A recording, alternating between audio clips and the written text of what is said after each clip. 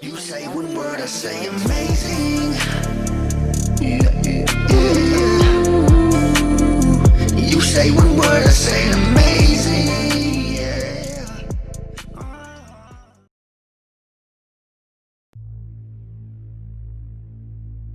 The king of instruments.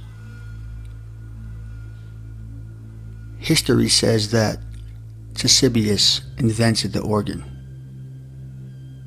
around 300 and 400 BC. In that time, it was known to be the hydraulis because it used water pressure to blow air through the pipes. 100 years later, it was introduced to Rome, and some even argue that Nero was fiddling with a hydraulis and not a violin while Rome was burning. The violin had not even been invented yet. The instrument eventually spread out through the Mediterranean, and it was played at banquets, games, and circuses. At least that's what the so-called history tells us.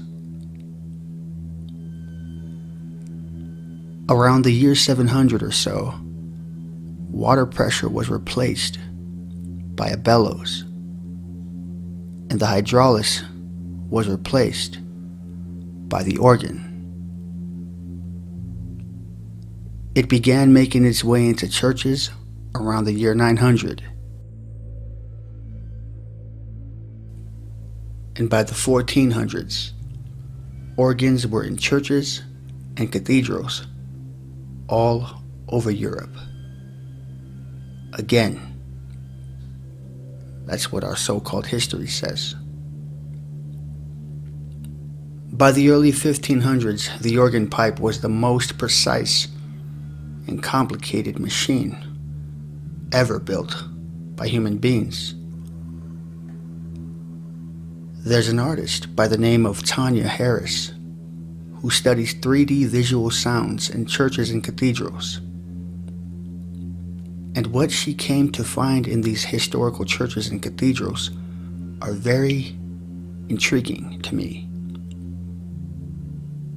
We're talking about water pulsing-like shapes that change according to the sound and pitch of the organ. So my theory is that these organs were built and used for something far greater than just producing music.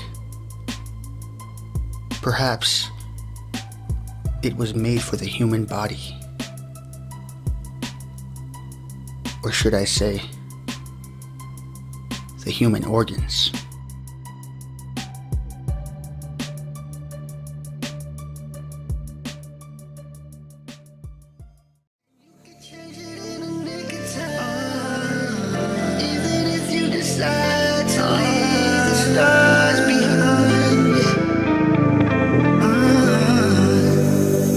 You say one word, I say amazing.